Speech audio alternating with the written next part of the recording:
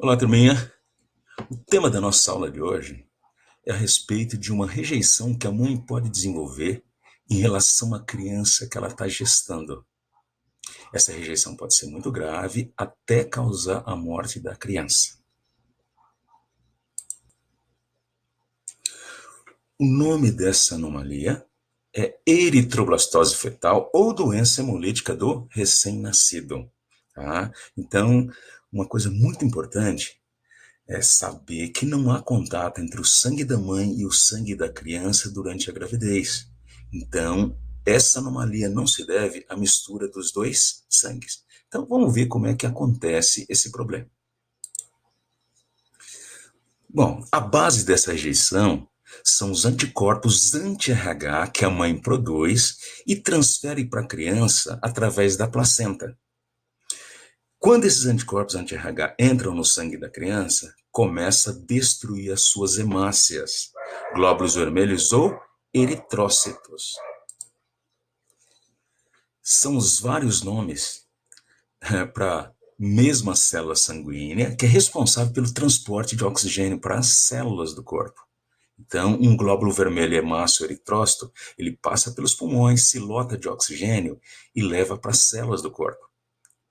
Então, quando esses glóbulos vermelhos são destruídos, pode acontecer um problema muito sério que a gente chama de anemia. Então, com anemia, com a falta de glóbulos vermelhos, vai causar carência de oxigênio para as células produzirem energia.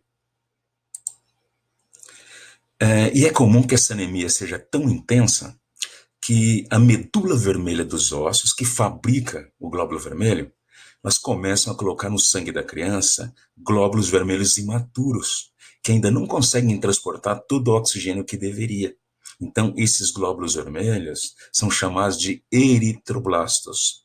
Glóbulo vermelho imaturo, eritroblasto.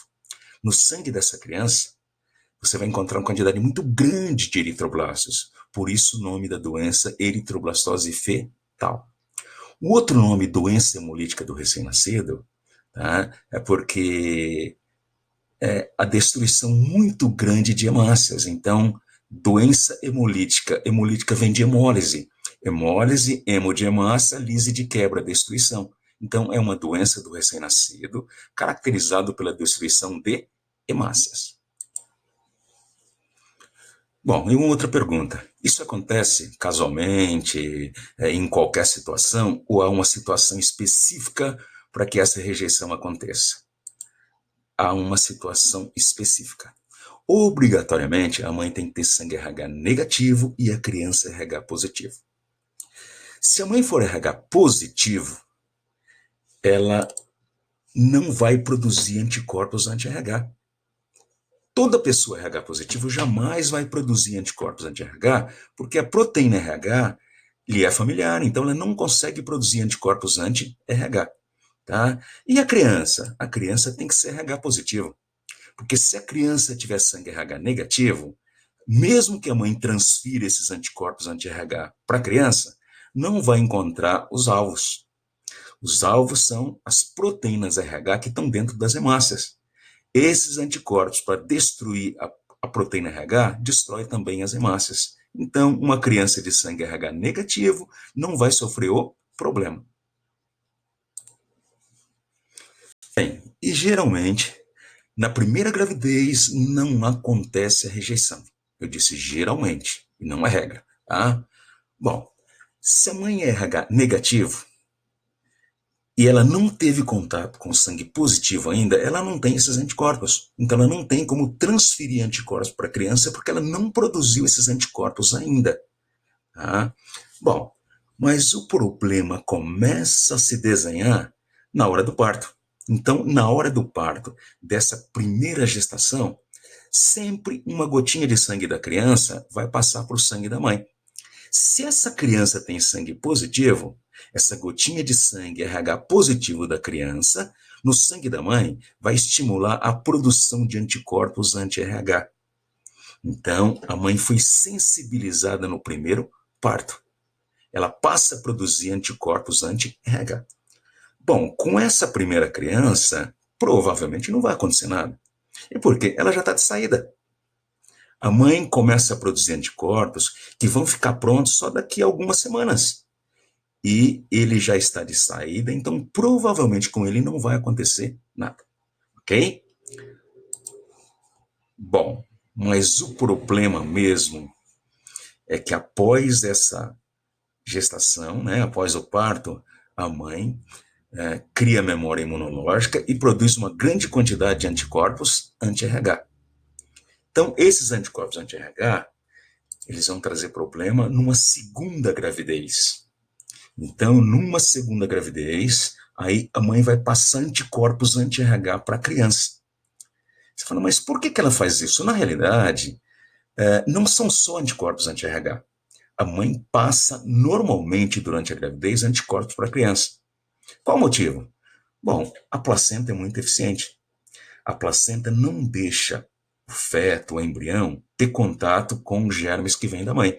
Então, mesmo que a mãe tenha uma infecção, ela não vai transferir essa infecção para a criança, porque a placenta não deixa. São poucos micróbios que conseguem atravessar a placenta. Isso é bom. Isso é bom porque impede, né, que algum germe cause deformação ou até morte do feto. Mas tem um lado ruim. E que lado ruim é esse? Bom, sem contato com os germes, a criança não tem referência para fabricar os seus anticorpos. Ela não tem imunidade. E se ela nasce assim, a hora que ela chega no ambiente em contato com a quantidade enorme de germes, ela vai ser atacada, vai ter uma infecção generalizada e pode inclusive morrer. Então, para que isso não aconteça, ao longo da gravidez, a mãe transfere anticorpos para a criança. De tudo que ela tem, ela passa um pouco para a criança. Ela tem anticorpos contra o sarampo? Manda um pouquinho para a criança. Ah, contra a gripe? Ela manda um pouquinho para a criança. Tem anticorpos contra a tuberculose? Ela passa um pouquinho para a criança. Então, dessa maneira, quando a criança nasce, ela nasce imunizada, nasce protegida pelos anticorpos que ela ganhou da mãe. Tá? Só que nesse momento, a mãe já tem anticorpos anti-RH.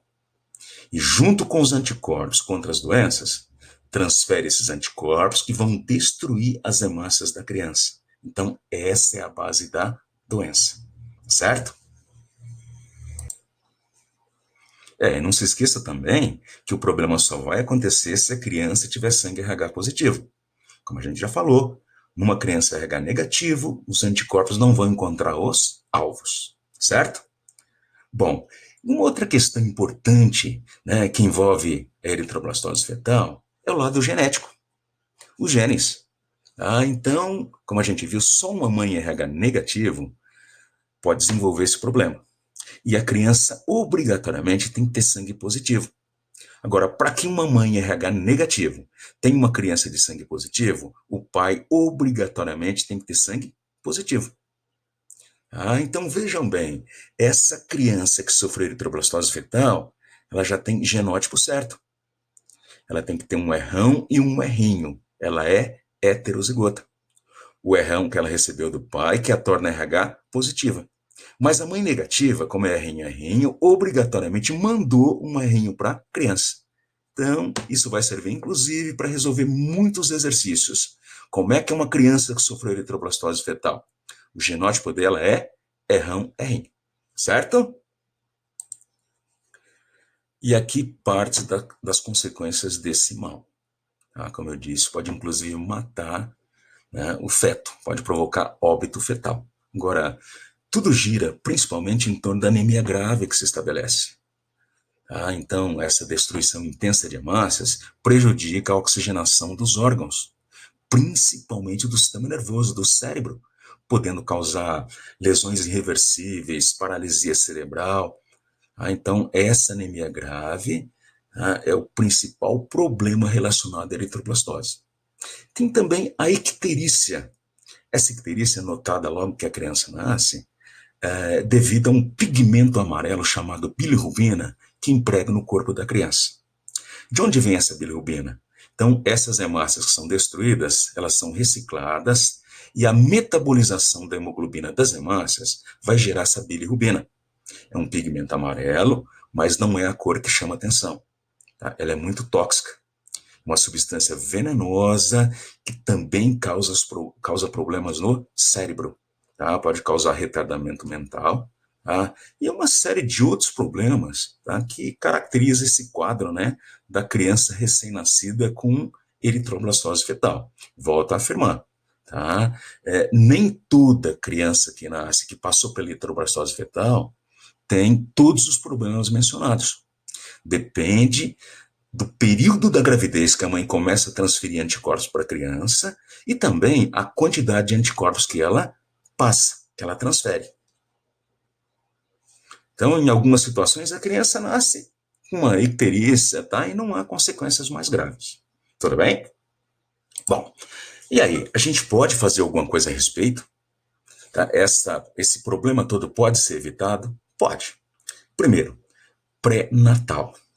Uma mãe que tem sangue RH negativo, aliás, uma mulher, né, que tem sangue RH negativo, e o seu marido tem sangue RH positivo, tá? O risco de ter uma criança RH positivo sempre há, tá? Bom, no mínimo é de 50% essa chance. Então, no pré-natal, o médico monitora a gravidez e mesmo na primeira gravidez, tá? Qualquer problema que possa aparecer, um médico ali de plantão pode resolver. Bom, outra medida preventiva é o soro anti-RH ou anti-D. Muita gente chama de vacina, mas não é vacina, é o soro. E esse soro, ele deve ser introduzido na mãe na hora do parto. A gente não pode esquecer que aquela gotinha de sangue da criança que passa para a mãe é que vai estimular a produção dos anticorpos anti-RH por parte da mãe. E esse soro anti-D ou anti-RH tem anticorpos que vão destruir essa gotinha de sangue. Então, sem essa gotinha de sangue, a mãe não tem referência para fabricar os anticorpos, certo? Só que ela deve ser administrada na hora do parto, porque senão, se a mãe tiver muito tempo de contato com essa gotinha de sangue, ela vai ser sensibilizada e vai passar a produzir os anticorpos, certo? Bom, e aí? E se não deu para prevenir? Dá para fazer alguma coisa do tipo paliativo? Dá. O que pode ser feito? Quando essa criança nasce, os anticorpos que a mãe transferiu para ela, tá, continua a destruir as hemácias. Então, a anemia continua intensa e pode comprometer o corpo da criança ou pode, inclusive, matá-la com essa anemia grave. Então, um procedimento muito comum é a troca do sangue da criança. Transfunde o sangue positivo da criança e coloca no lugar o negativo. Então, esse sangue negativo, como não tem um alvo para os anticorpos, ele vai ser preservado. Então, é comum se fazer várias transfusões, tá? Até a situação normalizar. Quando a situação normalizar, né, a própria criança acaba substituindo o sangue negativo pelo positivo que é dela mesma, tá certo? Bom, uma outra medida paliativa muito comum é o banho de luz, a fototerapia. Então, essa fototerapia é a luz, né, que é usada num certo comprimento de onda que ajuda a dissipar a bilirrubina. Como eu disse anteriormente, a icterícia ela é grave. Essa bilirrubina é tóxica, é lesiva, principalmente para o cérebro. Então, se essa substância ficar acumulada no sangue da criança, esse acúmulo é transferido para o cérebro e pode trazer retardamento mental, um monte de problemas.